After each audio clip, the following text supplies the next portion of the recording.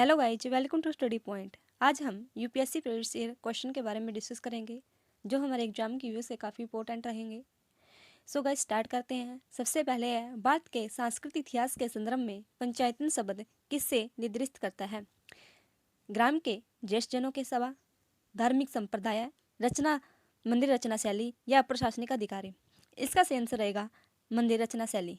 पंचायतन स्थापत्य शैली है जहां मुख्य मंदिर चार कोनों पर छोटे छोटे सहायक मंदिरों से घिरा होता है। यह एक आयताकार आधार पर बना जाता है और इसमें कुल 5 तीर्थ बनते हैं, यानी कि 5 पंच। इसी के आधार पर इसको पंचायतन शैली कहा गया। पंचायतन शैली का सबसे पुराना जो उदाहरण है वो है देवगढ़ का दशावतार मंदिर। जैसे कि आपने पढ़ा, पंचायतन शैली एक मंदिर निर्माण की शैली है। ऐसे ही मंदिर निर्माण की शैली द्रविड़ शैली और नागर शैली है।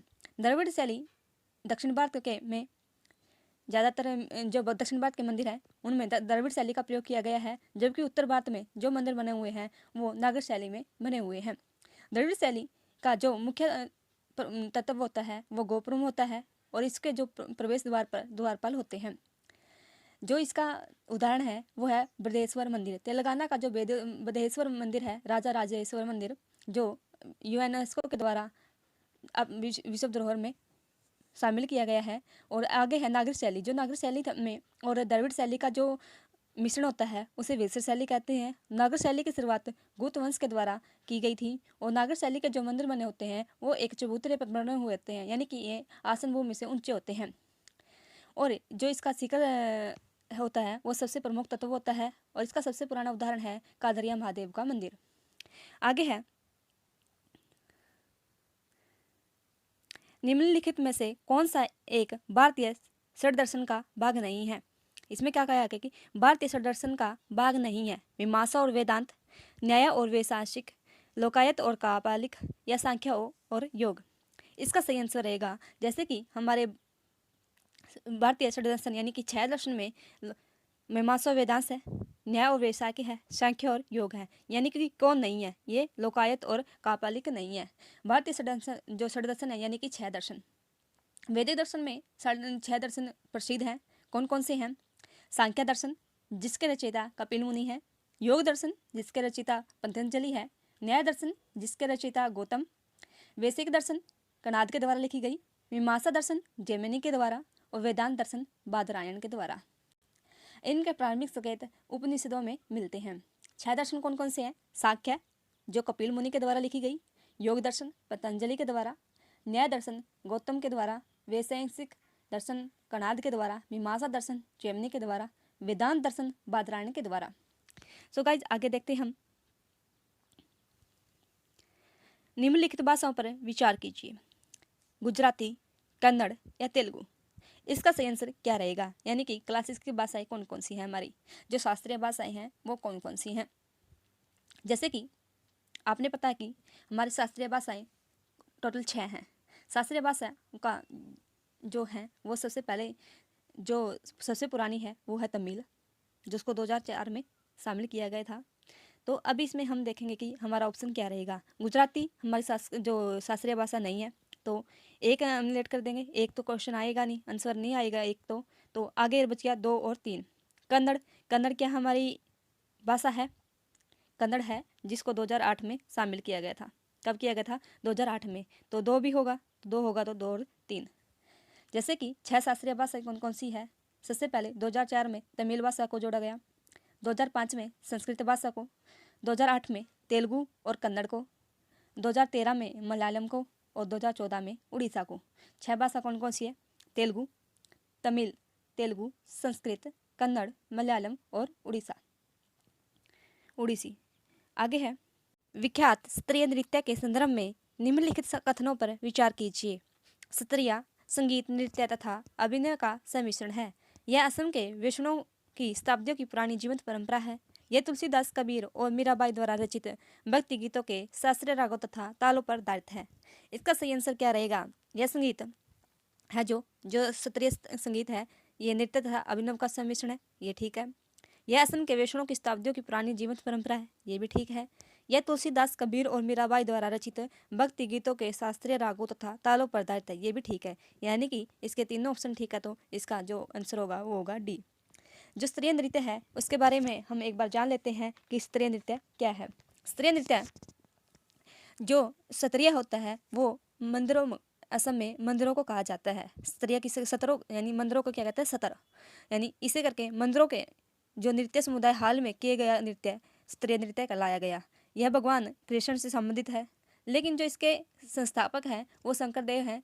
इन्होंने दार्शनिक धर्म, वेदांत, भगवत गीता और भगवत पुराणों के आधार पर ही स्तरीय नृत्य की प्रस्तुति दी। इसलिए इस नृत्य में जो शंकरदेव के द्वारा रचित है राधा की उपस्थिति नहीं थी। स्तरीय नृत्य जो है ये शास्त्रीय नृत्य, भारत में जो 8 शास्त्रीय नृत्य है उनका में से एक है और असम का यह शास्त्रीय नृत्य 2000 में शामिल किया गया था। जैसे कि 8 नृत्य मैंने बताया कि शास्त्रीय नृत्य हमारे 8 हैं। कौन कौन से हैं? भरतनाट्यम, कथकली, कथक, ओडिसी, मणिपुरी, मोहिनीअट्टम और कुचिपुड़ी और सतरिया। ये है 8 नृत्य। कौन कौन से हैं? भरतनाट्यम, कथकली, कथक, ओडिसी, मणिपुरी, मोहिनीअट्टम, कुचिपुड़ी और सतरिया। आगे हम देखते हैं भारत की संस्कृति एवं परंपरा के संदर्भ में कलारी पट्टू क्या है। यह शैव मत का प्राचीन भक्ति पंथ है जो अभी भी दक्षिण भारत के कुछ हिस्सों में प्रचलित है। यह कांस्य व पीतल के काम की एक प्राचीन शैली है जो अभी भी कोरोमंडल क्षेत्र के दक्षिणी हिस्से में पाई जाती है। यह नृत्य नाटक का एक प्राचीन रूप है और मालाबार के उत्तरी हिस्सों में एक जीवंत परंपरा है। यह एक प्राचीन मार्शल कला है और दक्षिण भारत के कुछ हिस्सों में जीवंत परंपरा है। जो इसका आंसर रहेगा वो रहेगा डी। यह एक प्राचीन मार्शल कला है और दक्षिण भारत के कुछ हिस्सों में अब भी प्रचलित है। कलारी पट्टू का अर्थ क्या होता है? प्रशिक्षण का मैदान। यह केरल में उत्तर भारत की एक युद्ध कला है यानी मार्शल आर्ट है और केरल आपको पता ही है क्या है, दक्षिण पश्चिमी तट पर एक राज्य है। तो इसका सही आंसर क्या रहेगा? डी। यह एक प्राचीन मार्शल कला हो और दक्षिण के कुछ हिस्सों में अभी भी जीवित है जैसे कि केरल वगैरह में। आगे है भारत में बौद्ध इतिहास, परंपरा और संस्कृति के संबंध में निम्नलिखित पदों पर विचार कीजिए। जैसे कि कुछ तीर्थ स्थल दिए हुए हैं और वो कहाँ पर है, उनकी अवस्थिति कहाँ पर है। टाबो मठ व मंदिर स्कूल स्पीति घाटी, लोहस्तव लाखांक मंदिर नाको जास्कर घाटी, अलवी मंदिर स्कूल लद्दाख। इसका सही आंसर क्या रहेगा? इसका सही आंसर रहेगा जैसे कि टाबो मंदिर कहाँ पर है? टाबो मंदिर वह जो मठ है वो स्कूल कहाँ पर है? ये स्पीति घाटी में है, लाहौल स्पीति घाटी में है ये टाबो मठ। आगे है जैसे कि लोहस्तव लाखांग मंदिर नक्को कहाँ पर है? नक्को है ये है हिमाचल प्रदेश में है ये नक्को, किन्नौर जिला हिमाचल प्रदेश का वहाँ पर है। तो ये कहाँ पर है? जास्कर घाटी में तो नहीं है ये, तो क्या हो जाएगा? 2 गलत हो जाएगा, ये भी गलत है, ये भी गलत है। रह गए क्या रह गए? केवल एक और सी। अलची मंदिर संकुल, अलची मंदिर कहाँ पर है? अलची मंदिर लद्दाख में है। तो इसका आंसर सही क्या रहेगा? सी, ऑप्शन नंबर सी। जो अलची मंदिर है वो लद्दाख में है और टाबो मठ है जो वो स्पीति घाटी में है, हिमाचल प्रदेश की लाहौल और स्पीति घाटी में है। और टाबो मठ की स्थापना 1996 ईस्वी में की गई थी। आगे हम देखते हैं आगे कुछ युगम दिए हुए हैं जैसे कि गरबा गुजरात, मोहिनीअट्टम उड़ीसा, यक्षगान कर्नाटक। इसका सही आंसर क्या रहेगा? गरबा कहाँ का है? गुजरात का है। ये एक हमारा ठीक है, एक ठीक है तो ऑप्शन 2 हम में निकाल देंगे क्योंकि एलिमिनेट कर देंगे कि ऑप्शन 2 तो नहीं होगा। आगे मोहिनीअट्टम कहाँ का है? मोहिनीअट्टम कहाँ का है? केरल का। तो उड़ीसा का तो नहीं है तो 2 में निकाल देंगे, 2 भी नहीं होगा और 1 तो होगा ही। अभी हमारे पास ऑप्शन रह गए 1 और 3। यक्षगान कहाँ का है? यक्षगान हमारा कहाँ पर है? कर्नाटक का है। तो ऑप्शन नंबर 3 भी ठीक होगा, 1 और 3 यानी कि ऑप्शन नंबर सी हमारा ऑप्शन होगा। आगे है मंगानियार के नाम से जाने वाला लोगों का समुदाय क्या है? पूर्वोत्तर भारत में अपनी मार्शल कलाओं के लिए विख्यात है, या पश्चिमोत्तर भारत में अपनी संगीत परंपरा हेतु विख्यात है, पश्चिम भारत में अपने शास्त्रीय गायन हेतु विख्यात है, या मध्य भारत में पंचीकारी परंपरा के लिए विख्यात है।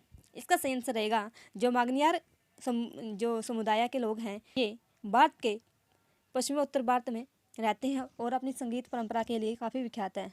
ये राजस्थान के मुस्लिम समुदाय है जो भारत के बाड़मेर सर है या जैसलमेर है ज़िला है, वहाँ पर रहते हैं। ये पाकिस्तान के सीमा के जो आसपास के प्रांत है जैसे कि सिंध प्रांत में भी पाए जाते हैं, ठीक है। और ये संगीत के लिए ज़्यादा फेमस होते हैं, ज़्यादातर विख्यात होते हैं संगीत के लिए। सो गाइज आज हमारे इतने क्वेश्चन काफ़ी हैं। अगली वीडियो में हम और अच्छे क्वेश्चन डिस्कस करेंगे जो हमारे यूपीएससी के द्वारा पूछे गए हैं। सो गाइज वीडियो अच्छी लगे तो लाइक करें, शेयर करें। Thank you.